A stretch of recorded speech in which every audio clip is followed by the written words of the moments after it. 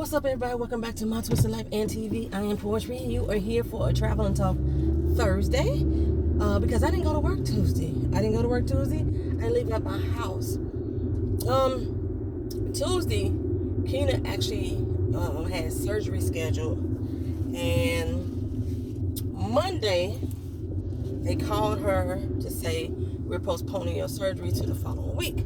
So when I was at work Monday, I let my boss know, my manager, my supervisor. I let supervisor know, the one who makes schedule.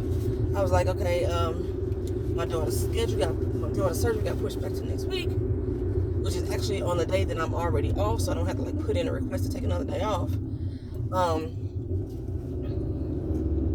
If you need me to come into work, I'll be able to come in. She was like, cool, I'll check the schedule, see if I can fit you in there anywhere. Okay, by the time I left work, I wasn't on the schedule. I think I left work probably about 4:30, 5. I left work at 5. And I wasn't on the schedule for the next day. So, when Tuesday came around, y'all, I turned my phone off. Matter of fact, Monday afternoon, I turned my phone off, the ringer off. And I slept. Oh, I slept good. I slept so good. I slept good, y'all. Now, I told y'all before, usually I get up in the morning and on most days I get up and take the dog out, feed him and do the cat and everything. But my doctor keep telling me, stop getting up that fucking early and doing everything in the household, incorporate my family into it, because it's really affecting my health negatively because my sleep habits are already fucked up, right? So, on the days that I don't have to go in, I don't get up. And with the intention, my mom used to get up earlier than me, or my daughter would get up and take her to animal days. Neither one of them did. When I got up, it was around 12 something. I'm telling you, I slept good. Around 12 something that afternoon. And I used my little calming oil on my herbs. Yes, I did. I slept good. And it was 12 something that afternoon when I finally got up. The dog hadn't been fed. The cat hadn't been fed. Vito had used the bathroom in the house. It was a mess. So, yeah. I think I spent my day Tuesday in and out of bed. For real. But I remember when I first got up, I looked at my phone. It said 12:17 in the afternoon. I slept.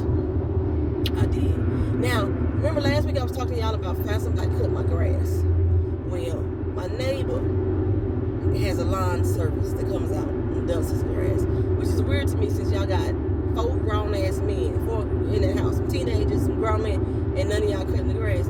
But okay, because we cut ours and it's 3 women, but my lawnmower broke. I told you about the lawnmower being broke. So found this guy, asked him, hey, would you cut the grass too? It's the house next door. He charged a reasonable amount of money. I was like, yes, I found my lawnmower guy. That was on Wednesday. I believe I found my lawnmower guy. He said he already booked and busy on Wednesday. He come out Friday or Saturday. Get that, right? Friday roll around. Where you at? Nowhere to be seen. No phone call. No Nathan. Saturday came around. Where you at? No nothing. No phone call. Nothing. So I texted him. I was like, dude. And it was about the storm. We've been having some beautiful storms here in Orlando, baby. These storms have been, the lightning strikes have been pretty, but they've been scary. But I love a good storm, the thunder rolling in, all that stuff. But that's beside the point. I was talking about the lawnmower dude. I texted him. I was like, hey, what's going on? You said that you was going to come by either Friday or Saturday. We gave you an option of both days. It's already late in the day. It's almost 4:30, and it's about to start storming. You haven't showed up yet. Or are you still on your way? Or do I need to find somebody else to do the job? I didn't even get a response to that. Okay? So, around 3 a.m. Sunday morning, I got a text message saying, my bad, I was sick from the heat. I'll be able to come by on Monday and do it on Monday. I didn't respond, y'all, because I'm seething, right? You know what I'm saying? The anger is oozing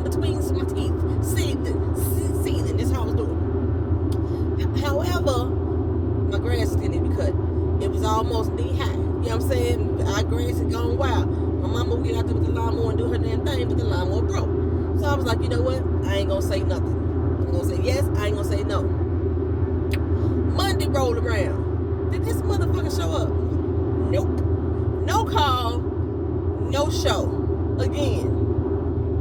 And at first I was like, well, maybe because I didn't respond to the text message. It stormed all day Monday. He could have called and said it's raining. He could have called and said nothing. Nothing from this dude, right? So I'm at the doctor Wednesday morning. What's today? Today Thursday. I'm at the doctor Wednesday morning. I get a phone call.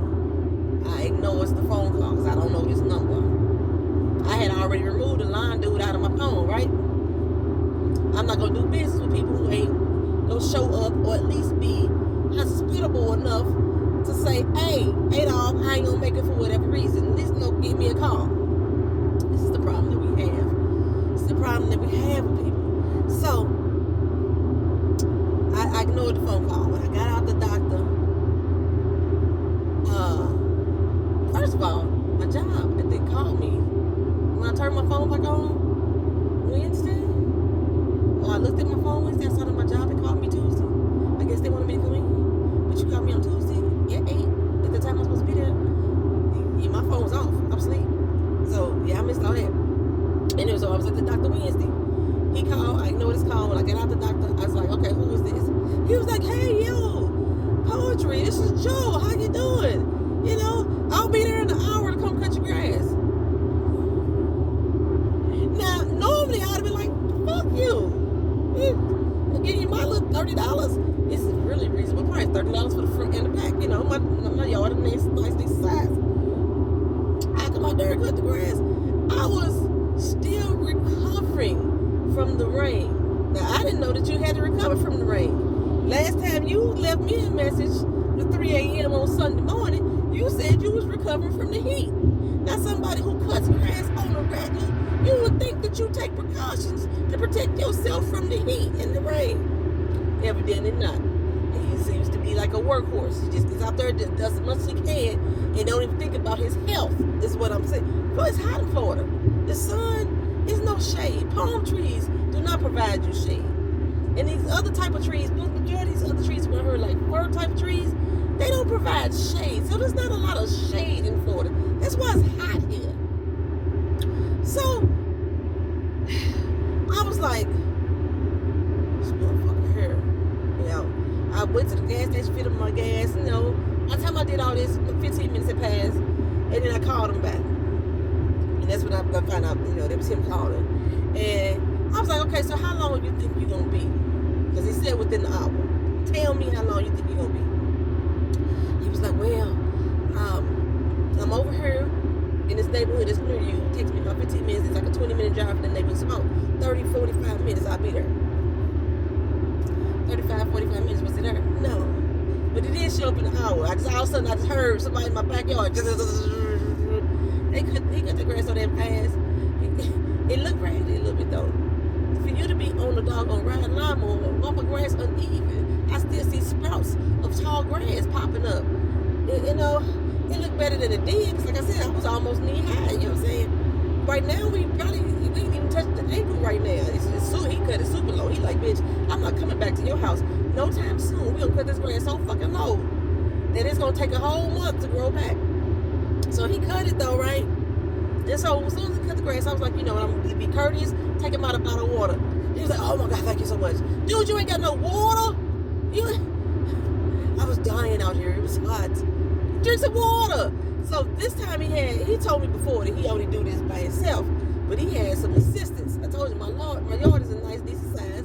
He had some assistance. And so the other dude was like, no, I got water in my truck. He ain't gonna even share with you. So I had to pay the dude that I paid him through Zelle, you know, through the bank and everything like that. So I paid him through Zelle. And in my phone, I put him as Joe Grass, so I could know who to do the grass, right? Could have found out that's that motherfucker last name. His real last name. And I was like, oh, that's funny. don't think it was funny to him. He didn't respond to me. His name was Grass. Oh man, boy, you had to be in lawn care with the last name Grass. Like, well, child. Anyway, I have locked in both of my locations for my pop-up shops, y'all. I am so fucking excited. I'm spending a lot of damn money. I just realized that. And I'm spending a lot of money because as the pop-up shops are getting closer, I'm getting more and more regular orders. I got to take care of those regular orders, so I'm starting to use supplies that I was going to use for the pop-up shop, which I didn't plan on doing. So I'm spending more and more money. But I'm really excited. I really hope I have a nice little turnout. We're going to be there about 3 hours each in both cities. I don't really know. I know people in Atlanta, but I don't know them like that to the point where they may want to come out and support or shop or what have you. I mean, I've been knowing some of these people for years and they haven't shopped with me yet, so I don't know. Maybe they'll actually show face-to-face show up though. We're gonna see. So on June 24th, from 4 p.m. to 7 p.m., I am going to be hosting my pop-up shop at a little shop called El Patio Pop-Up Shop. It's located at 415 Edgewood Avenue in Southeast Atlanta. 415 Edgewood Avenue Southeast in Atlanta. On June 25th, I will be in St. Louis at the spot that I started doing poetry in. Well, I didn't start doing poetry there, but it became a home for poetry in St. Louis. It was Legacy Books and Cafe. It's now Legacy Bar and Grill, 5249 Belmore Avenue, 4 p.m. on June 25th. On June 26th, I will be up in Kansas City for my cousin's wedding. The whole purpose of this trip, we just made a business trip out of it. That's pretty much it. I'm excited. At least the St. Louis people, they turning up as far as like saying, yeah, I'm coming through. So I'm really excited. I'm giving away some foot spas. If I don't give out one in Atlanta, I might have 2 to give away in St. Louis. If I don't give away in St. Louis, I'm gonna raffle them off on the website themselves. You know what I'm saying? Yeah, so I'm feeling really good about that. The problem is now though, that the day that they schedule Keena's surgery is the day that I leave town. Which means I'm going to leave later than I wanted to. That's no biggie, because Atlanta's only 6 hours away. We were only leaving that day anyways, because my sister's going to do my mom's hair. Because I think she got I don't know her work schedule. And she can't do it the day, she can do it that night though, after the pop-up shop. We have to figure that shit out, because I want to be here once my daughters get her home, make sure she's stable and everything, and make sure that, everything going fine. You know what I'm saying? I don't just want to take her to surgery that morning and then burn out that afternoon. So I'm definitely going to be waiting until a little later to head up to Atlanta. Like the venue I have like for the whole day from 9 to 9. It was just cheaper. Either I was gonna pay $90 for 3 hours or pay $100 for the whole day. It makes sense the whole day. It gives me opportunity to come in there, clean up, sanitize. She says the place has already been sanitized, but I'm gonna sanitize again and everything, and make sure the tables are set up like I want them to be set up. Things of that nature.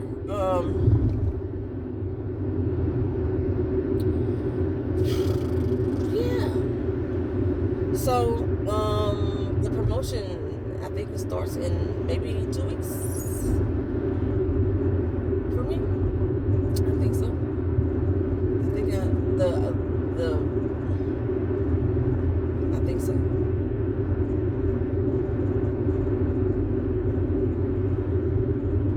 If I'm right, I think so.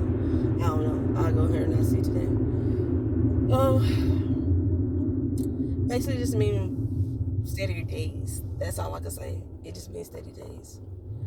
I think my off day is Thursday and Sunday. Okay. Well, I have not watched The Handmaid's Tale. I will watch that later today. That is the season finale of The Handmaid's Tale.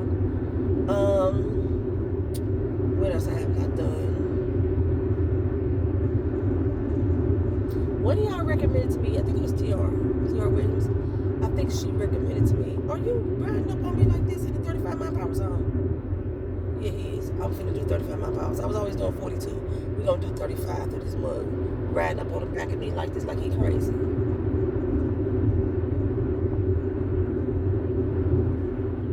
No. Hold on. I still ain't slowed down to 35 yet. We gonna get to 35. We gonna do the speed limit up in this joint, riding on my bumper. 35. There we go. Okay. Mm-hmm. So, I think T.R. Williams had recommended that I watch The Nevers. That shit was weird. I like weird stuff. I like supernatural stuff. It started off weird as hell. By the time I got to episode 4, it was starting to grow on me. I was like, okay, wait a minute. I'm starting to like these characters a little more. It makes a little more sense. A little crazy makes a little sense. I don't know why every time we take off, this person rides up on my bumper like I'm towing him. Take your ass in that lane. You want to fucking go around? The fuck wrong with you? First of all, he keep looking down. The speed limit don't hit 45 until we cross over to this light, sir. And I was already doing 45, riding up on my damn bumper. So, I stopped watching at episode 4 because I am one of the people that hate for shows to end, especially if I start liking them. And then I found out it was only 6 damn episodes. Why you didn't tell me it was only 6 episodes?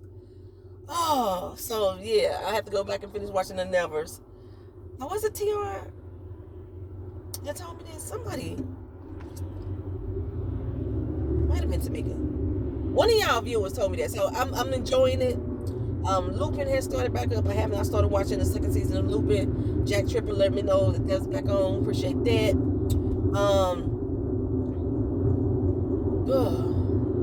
Put a ring on it. I decided I wasn't going to review that show, right? Right. Okay, so my girl Darlinda Tracy TV is still reviewing it. And she was contacted by the network, or by the cast, Dr. Nicole and some members of the own network. And they asked her to review. So big up to Darlinda Tracy TV. So you may see some interviews and stuff from the cast members on her channel. Check her out, y'all.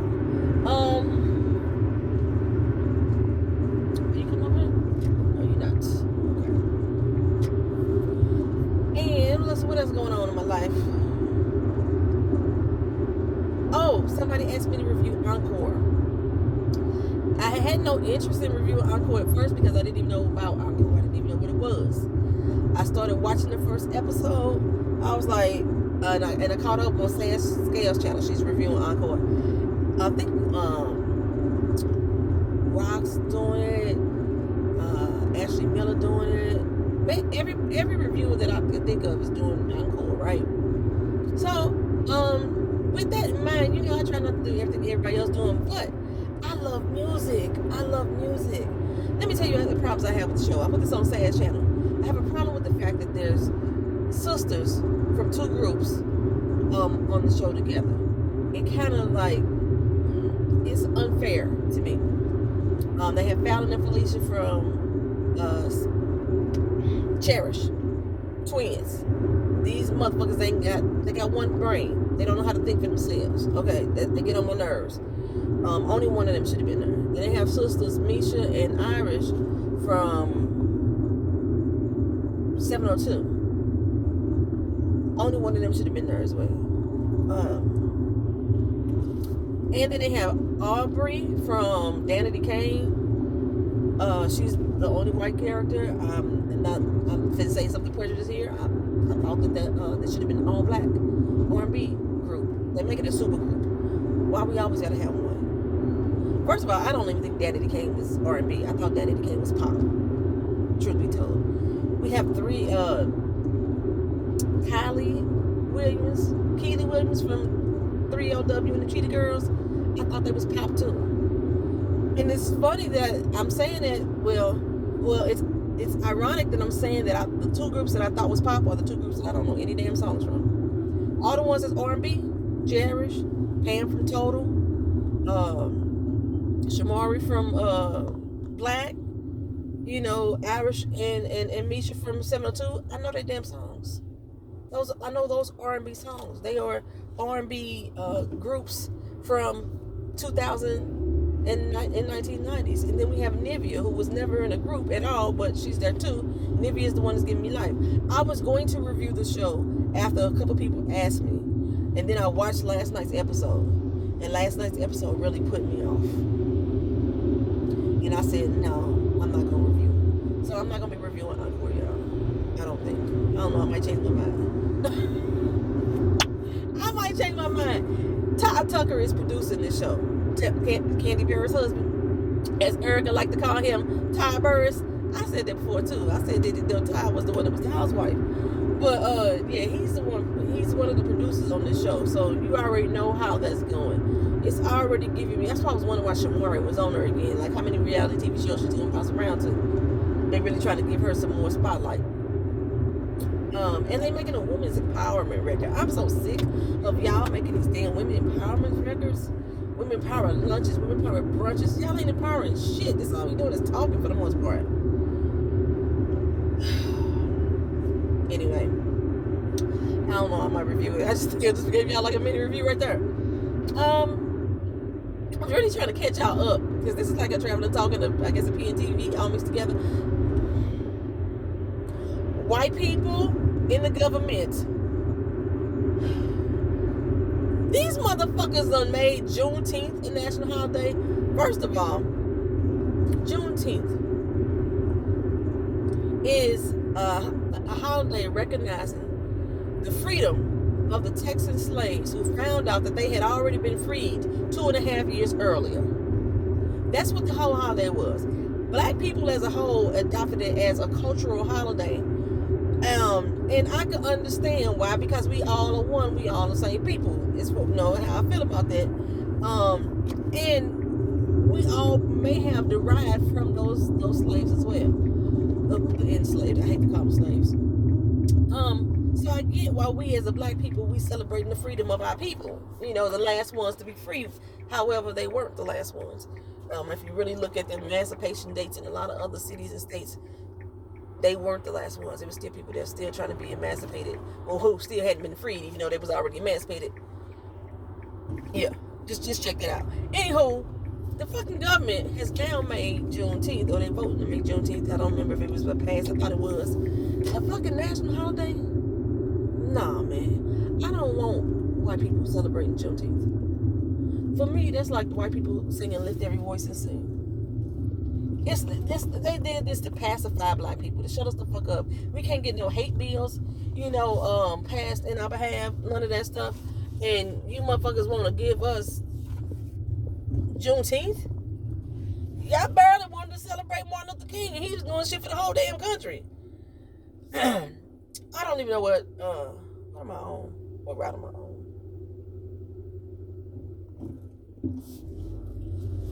All right. So, yeah. I'm at work. I'll talk to y'all later. But that's how I feel about that. No, I'm not happy about them giving Juneteenth a national holiday. No. Fuck the oppressors celebrating our shit. The government is definitely our oppressors, for sure.